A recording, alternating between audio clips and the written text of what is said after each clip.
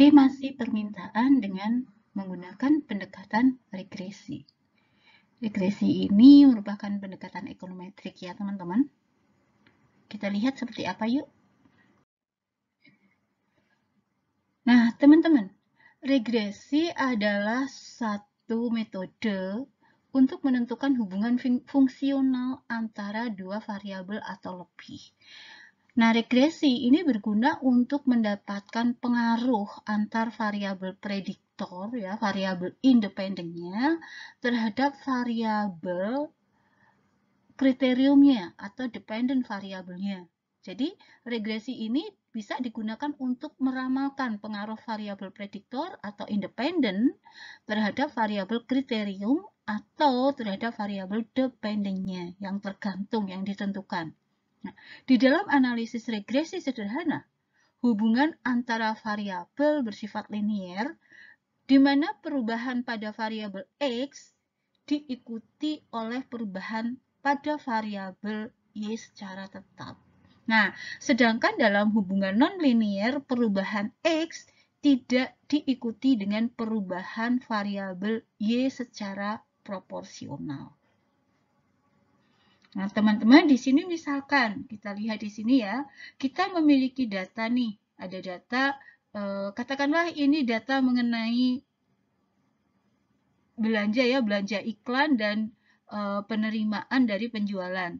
Per tahun nih ada 10 tahun, 1, 2, 3, 4, sampai 10, kemudian X ini yang kita sebut sebagai variabel independen, Y ini adalah variabel dependent atau kriteriumnya, jadi X ini akan berpengaruh terhadap Y, di mana X ini adalah belanja iklan dan Y adalah penjualan, penerimaan penjualan. Nah, nih, misalnya nih pada tahun pertama ketika belanja iklannya 10 dalam juta dolar ya di sini ya, 10 juta dolar, maka penerimaannya itu adalah 44 juta dolar.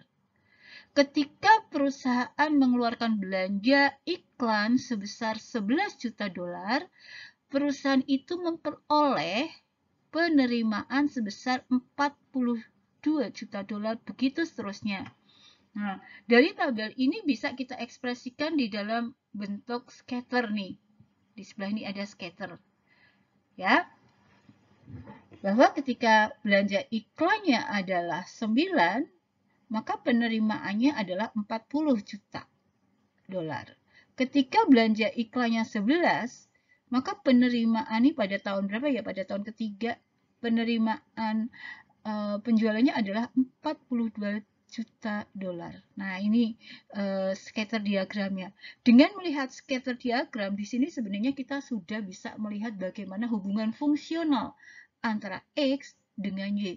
Bagaimana pengaruh X dengan Y secara kasar ya. Ini kan arahnya positif.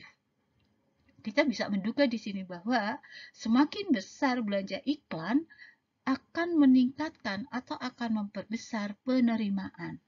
Nah, namun sejauh ini kita tidak bisa atau belum bisa melihat sebesar apa, sejauh mana X atau belanja iklan ini berpengaruh terhadap penerimaan penjualan. Nah, teman-teman, untuk bisa mengetahui seberapa besar belanja iklan itu berpengaruh terhadap penerimaan penjualan, kita bisa menggunakan analisis regresi. Nih, kita tidak menunjukkan bagaimana cara mengolahnya, tetapi anggap saja kita menemukan satu model estimasi regresi seperti ini. Nah, yang pertama di sini bahwa setelah dilakukan analisis regresi, maka ditemukan bagaimana hubungan fungsional antara X, yaitu advertising, dengan Y, yaitu sales. Nah, di sini kelihatan bahwa hubungan antara X dengan Y ini positif. Kita lihat di sini, tercermin pada garis linier. Ini kita sebut sebagai garis regresi.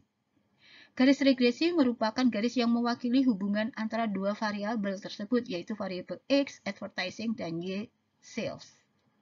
Nah, kita juga memperoleh suatu persamaan matematis di sini.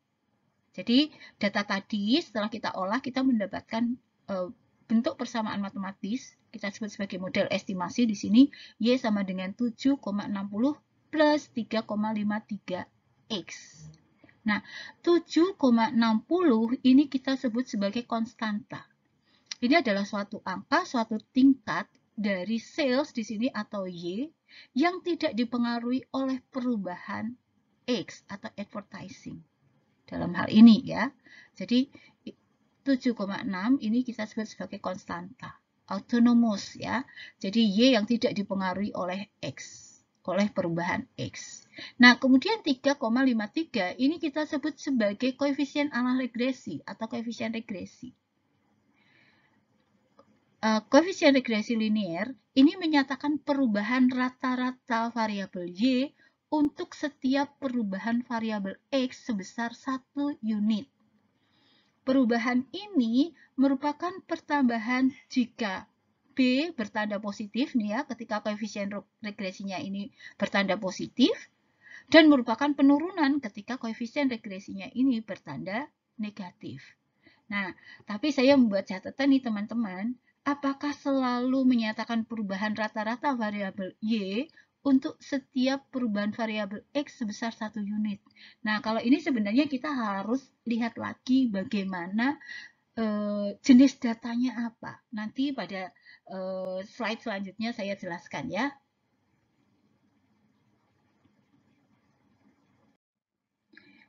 Ada beberapa catatan di dalam analisis regresi, antara lain terjadinya multicollinearity, ya, bahwa dua atau lebih variabel eksplanatorinya itu memiliki hubungan yang kuat, highly correlated.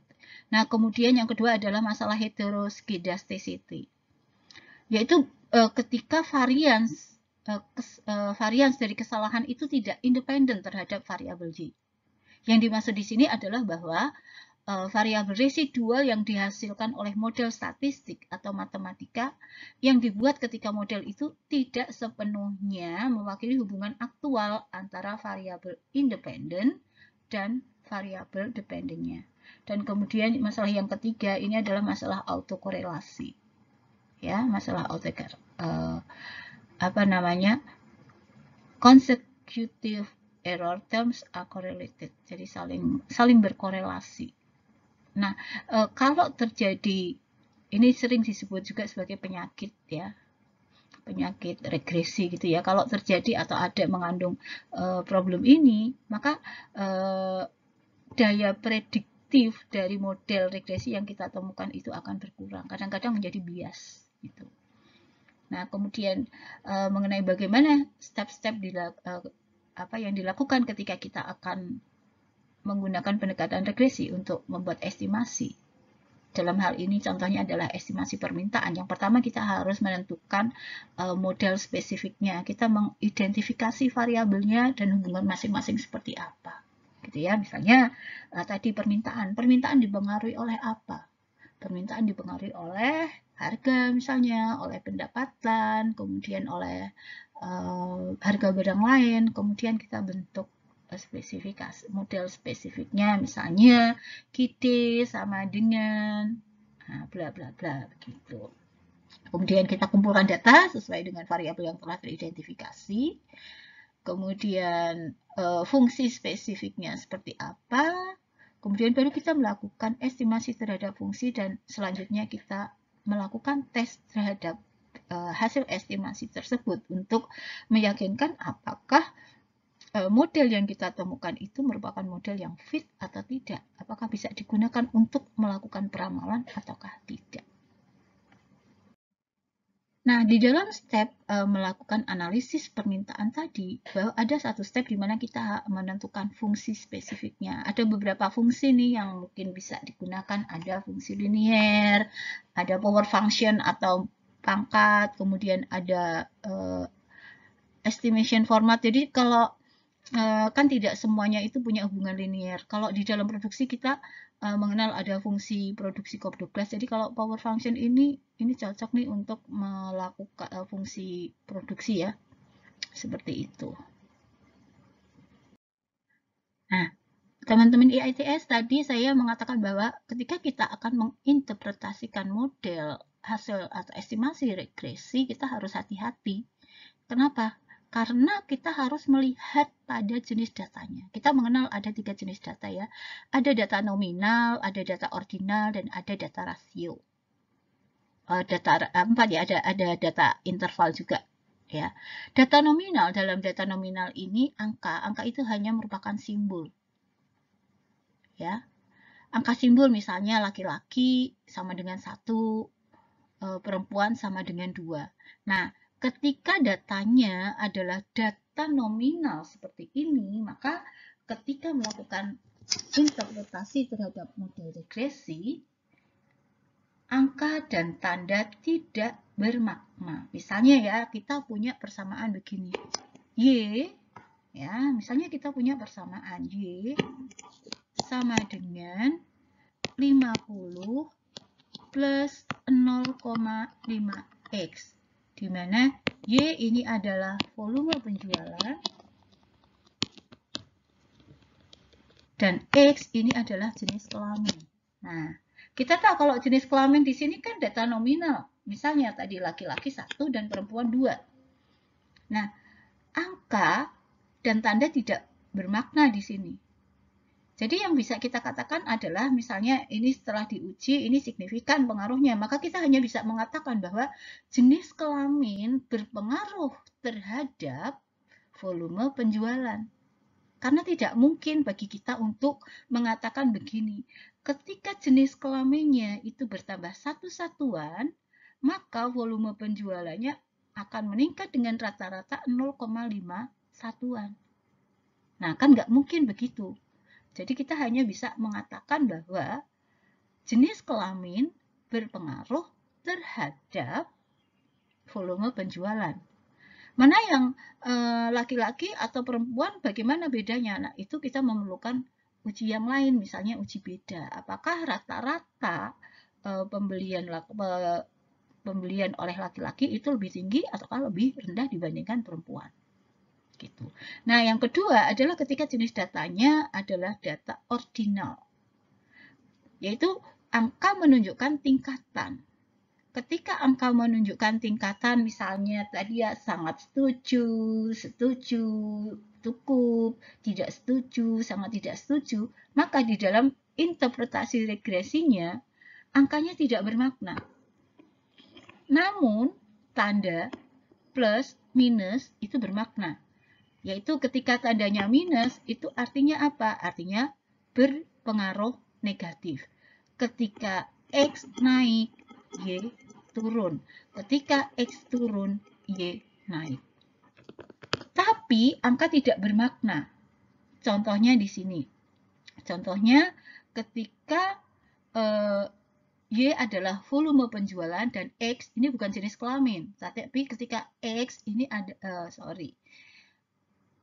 ketika X-nya ini katakanlah kepuasan. Nah, kita tidak bisa mengatakan begini, ketika kepuasannya itu naik 1 satuan, maka volume penjualan akan naik dengan rata-rata 0,5 satuan. Nggak bisa. Yang bisa kita katakan adalah ketika kepuasannya meningkat, maka volume penjualannya akan meningkat. Ketika kepuasannya turun, maka volume penjualannya akan turun. Hanya begitu. Nah, kemudian data rasio. Data yang jaraknya sama dan mempunyai nilai nol absolut. Nah, kalau data rasio atau data interval ya, tidak saya sebutkan di sini, angka dan tanda bermakna. Contohnya adalah ketika X-nya ini kita ganti X-nya adalah belanja iklan. Ya, ketika X-nya adalah belanja iklan.